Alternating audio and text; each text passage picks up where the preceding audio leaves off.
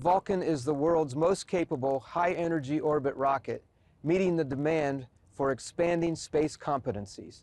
ULA's Vulcan rocket provides flexibility to our nation's decision makers as we combat attempts by our adversaries to disrupt U.S. space operations. I'm proud to lead the ULA team as we begin a busy 2026. Soon, we'll double the capability of this launch pad with the introduction of new launch processing facilities in partnership with Amazon. We're also gearing up for our first Vulcan launch from the West Coast, and by summer, we'll double our transport capability with the introduction of Spaceship, the second of our specially designed cargo ships. But first things first, let's enjoy this early morning liftoff of ULA's Vulcan rocket.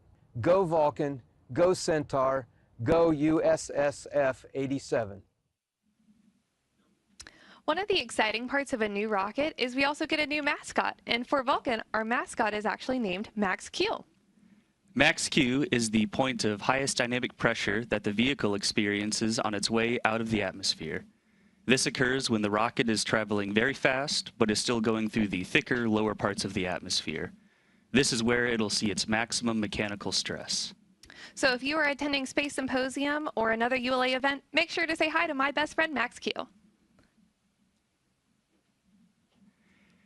Today's USSF-87 mission is a multi-manifest mission for the Geosynchronous Space Situation Awareness Program, or GSAP.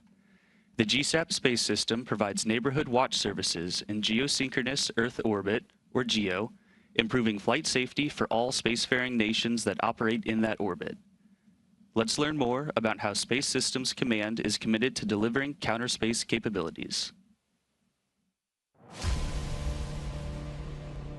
For decades, space was seen as support, a silent enabler for air, land, and sea. Satellites carried our messages, guided our forces, and watched our world. The fight, it was believed, would always happen elsewhere. That era is over. Space is now an incredibly complex and critical battle space, a domain where hesitation has consequences and complacency invites risk on a global scale. The same satellites that connect our forces and warn of attack are now high-value targets in a theater without front lines. The response from Space Systems Command is deliberate and uncompromising. We are retooling how we acquire, how we build, and how we deliver. We are partnering to win, fusing government purpose with commercial speed through the Space Force front door, opening new pathways for collaboration through our commercial space office, removing bureaucratic speed bumps through other transaction authorities, TAC FIs, Strat FIs, and working capital funds. Expanding our network of TAP labs to prototype faster, iterate smarter, and field capabilities that are combat credible from day one. Strengthening our commercial backbone and proving that America's industrial base remains the engine of space power. Each new partner adds thrust to the mission. Each new capability, a line of defense in orbit. Acceleration defines our tempo. Our reorganized structure of system deltas and mission deltas forges one continuous loop between builders and operators, erasing the line between acquisition and operations. Now they move together. Fast, efficient, lethal. Delivering into the hands of the warfighter. Spoof-resistant GPS encode, jam-resistant SATCOM, eyes on the polar north, secure command and control, mission-critical weather tracking, essential missile warning. From signal jamming to GPS spoofing, kinetic energy attacks to cyber intrusions, SSC is committed to delivering the counter-space capabilities that endure the contest of the day and tomorrow. Faster, smarter, ready the moment it's needed. Every achievement tells the same story. Space acquisition is a warfighting capability that detours our adversaries, defends our nation, and wins wars. We will never stop. Partnering, accelerating, delivering. Because the mission demands it. Because our nation depends on it. This is Space Systems Command. Always above, always ready. As we approach the terminal count, let's check in on this morning's forecast provided by the team over at the Space Launch Delta 45 Weather Squadron. The probability of violation is less than 5%. Ground winds are from the west direction and it's 18 knots. The temperature outside is 58 degrees Fahrenheit. And there are currently no concerns for launch. Yeah, and as you can see now, Vulcan sitting on the pad is fully fueled and starting to get a little bit frosty. And today we have the VC4S configuration, and the V stands for Vulcan, our booster stage, C, Centaur, the upper stage. We have 4 SRBs today, and then the payload fairing is our standard size. So that standard payload fairing size is going to be 51 feet tall, making the rocket overall 202 feet tall on the pad, and it is going to be 5.4 meters in diameter.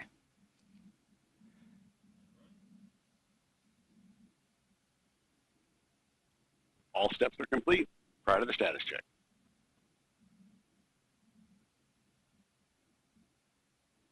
LC switch is ready.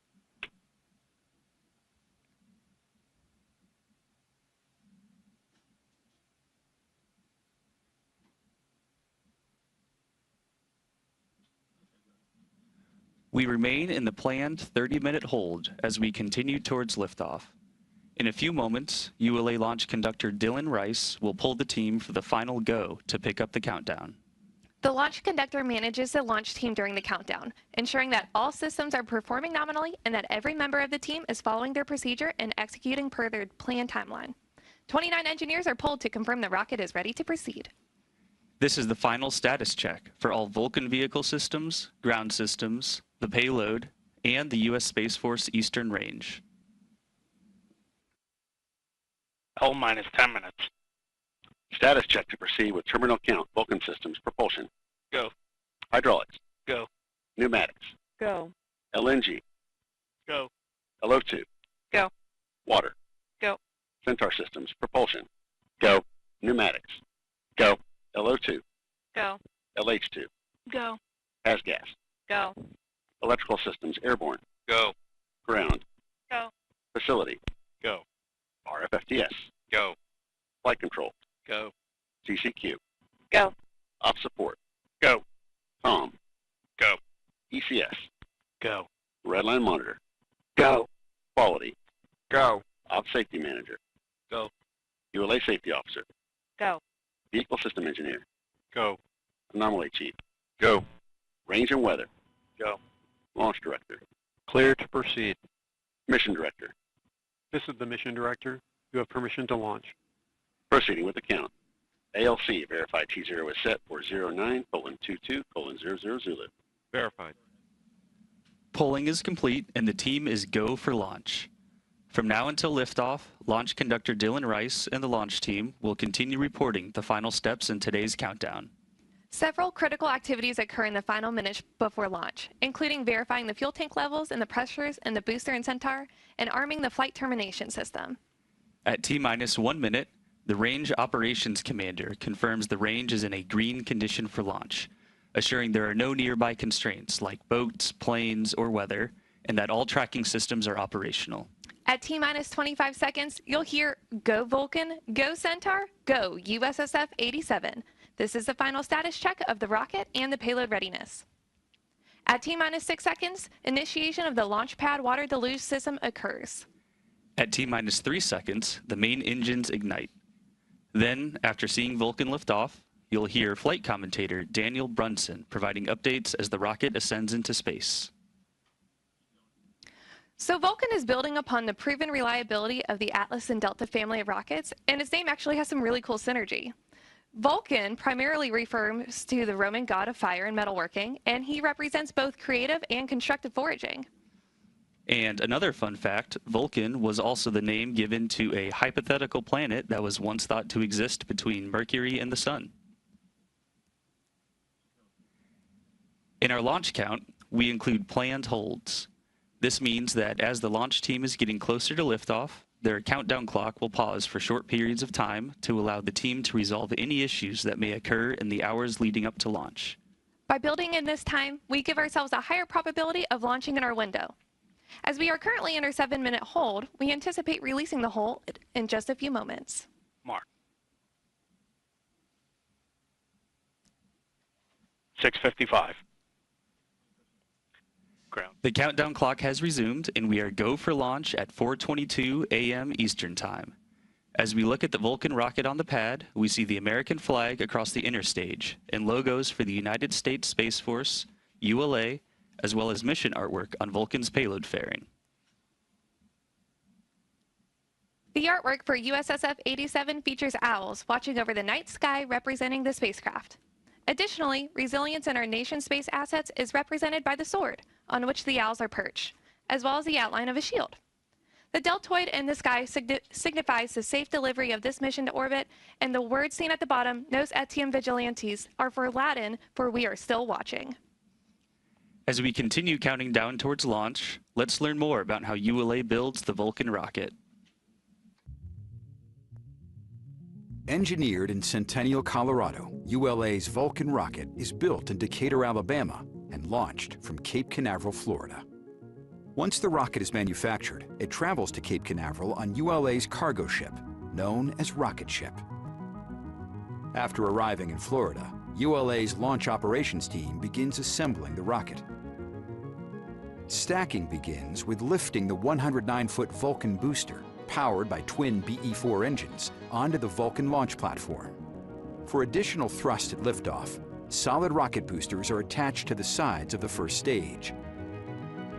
ULA's ultra-thin stainless steel Centaur upper stage, powered by two RL-10C engines, is then lifted into position. Lastly, the payload fairing, containing the spacecraft, is lifted and mated to the Vulcan rocket.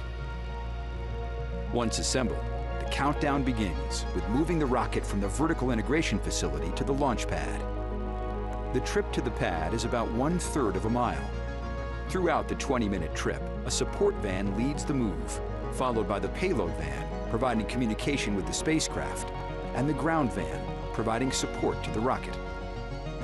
The Vulcan launch platform supplies air conditioning, electrical, and propellant lines to the rocket. Track mobiles at the rear power the convoy, which includes an environmental control system, providing air conditioning to the payload and rocket, as well as a backup generator. Vulcan arrives at the pad for fueling and other final preparations, and once fueled, weighs nearly 1.7 million pounds and stands 202 feet tall.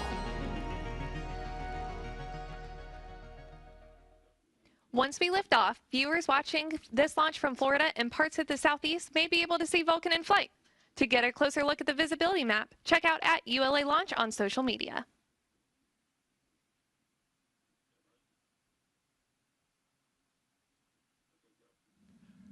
Following liftoff, ULA's Vulcan rocket will fly east from Space Launch Complex 41. Here's a look at today's mission profile. Following final confirmation of rocket readiness, twin BE-4 engines and 4 GEM 63XL solid rocket boosters produced nearly 3 million pounds of thrust to lift ULA's Vulcan rocket away from Cape Canaveral's Space Launch Complex 41. Shortly after liftoff, the rocket begins a pitchover to attain the proper flight path while minimizing the dynamic pressure it experiences during flight. Vulcan then reaches Mach 1, the speed of sound. With the ability to add 2, 4, or 6 solid rocket boosters, or SRBs, Vulcan can be precisely configured to take any mission to space, from low Earth orbit to Pluto and beyond. These boosters augment the rocket's total thrust at liftoff, adding approximately 460,000 pounds of thrust per SRB. With their propellant expired approximately 90 seconds into ascent, the SRBs burn out, followed by jettison. Jettison time is variable, occurring between 100 and 150 seconds after liftoff, depending on mission requirements. Vulcan's guidance system then activates to steer towards the precise target in space. First stage flight continues as the rocket crosses the Kármán line, entering space. With the majority of propellant expended as Vulcan fights against the force of gravity, the BE-4 engines shut down, and the booster stage separates. With the rocket now weighing less than 10% of what it did at liftoff, dual RL-10C engines on ULA's Centaur upper stage ignite. Spacecraft are encapsulated inside a 5.4-meter diameter payload fairing, which provides a protective environment during ascent. Following Centaur engine ignition, the payload fairing is jettisoned, and the mission continues to its final destination.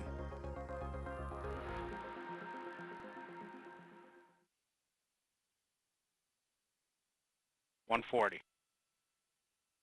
SCS launch enabled. $135. T-minus 90 seconds. The launch vehicle, ground systems, payload, and Eastern Range are go for launch. For those of you just joining us, I'm Ryan Schleter here with Abby Couture for today's live coverage of ULA's Vulcan launch of USSF 87. At this time, the team is not working any issues, and we are proceeding towards the liftoff at 4:22 a.m. Eastern.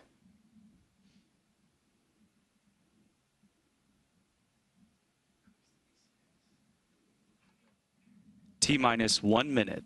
Range status. Range green.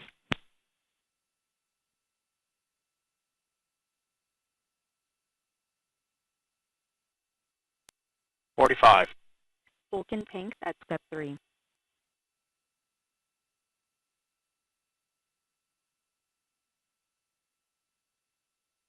$34. 30. BE-4 start box, go. 25. Verify ECS reduced for launch. Verified. Status check. Go Vulcan. Go Centaur. Go SF-87. 15. 10. T-minus 10, 9, 8, 7, 6, 5, 4, 3. We have ignition, 2, 1.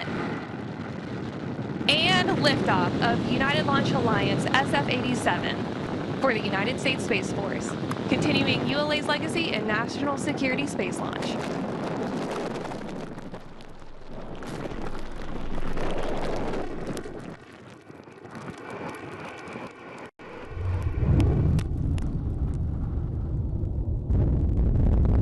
Engine parameters look good. Body rate's looking healthy. Approaching 1.5 miles in altitude. You are hearing Daniel Brunson providing launch vehicle ascent data.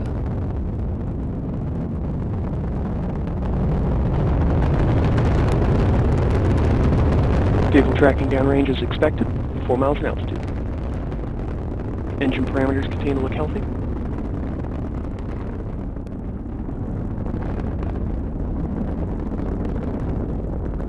Max Q, maximum dynamic pressure.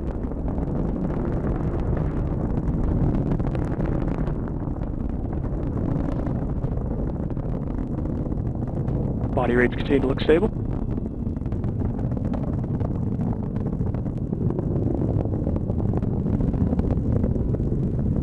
We are approaching burnout and jettison of the solid rocket boosters.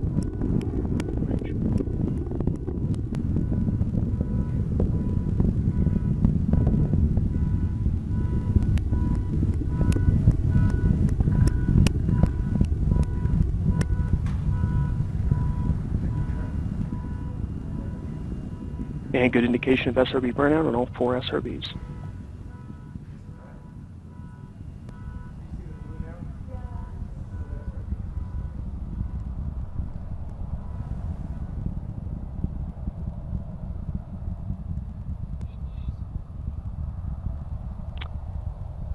Good indication of SRB separation. Guidance enabled. Body rates returning to 0. We just heard confirmation of solid rocket booster jettison. These additional motors augmented the thrust at liftoff to give Vulcan an extra boost to reach orbit. And now at the very start of launch, when we had that very bright exhaust plume from those 4 SRBs is no longer on the Vulcan rocket. The blue glow from the BE-4 is going to take over. That blue glow is actually caused by our fuel choice, which is liquid natural gas, also known as methane. Those BE-4s have 550,000 pounds of thrust each, and then the GEM 63XLs have 460,000 pounds of thrust each, totaling up to about 3 million pounds of thrust at liftoff. Yeah, and at liftoff, the Vulcan Centaur vehicle weighed about 1.7 million pounds, and now it's about half of that liftoff weight. So our booster is going to continue burning with just the BE-4s for the next little while. Our next major event is going to be booster engine cutoff. And then at that point, the 2 RL-10s on the Centaur upper stage will take over, each providing about 24,000 pounds of thrust. So far, the ascent phase of this mission, everything has been nominal, and the second stage is getting ready to take over after stage sub. Body rates continue to look healthy.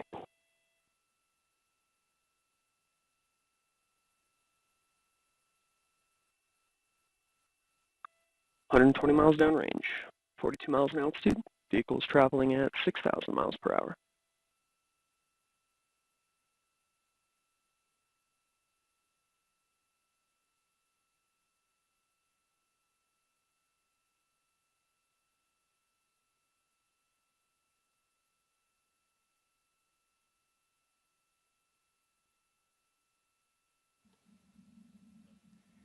This is Vulcan Mission Control at T+4 minutes. We're coming up on our next mission events. Let's listen in.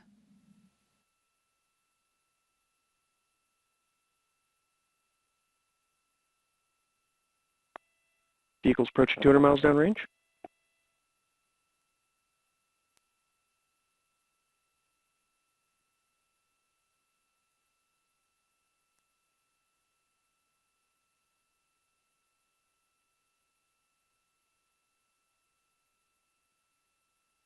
We've begun boost phase chill down, prepping the upper stage engines. RL-10 housing temps responding as expected. 270 miles downrange, traveling at 10,000 miles per hour.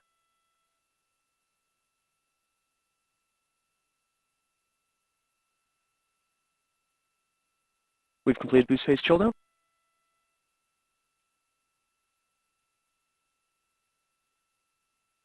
And good shutdown. We got BECO. Good indication of stage separation. We got pre-start on H2 and O2. And ignition. 2 good upper stage engines.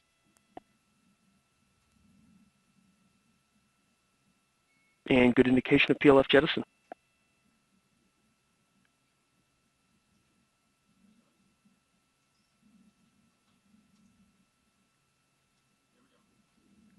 This is Vulcan Mission Control at T+5 minutes and 40 seconds. We just heard flight commentator Daniel Brunson confirm the successful completion of the early milestones in today's flight, and all systems continue to operate nominally.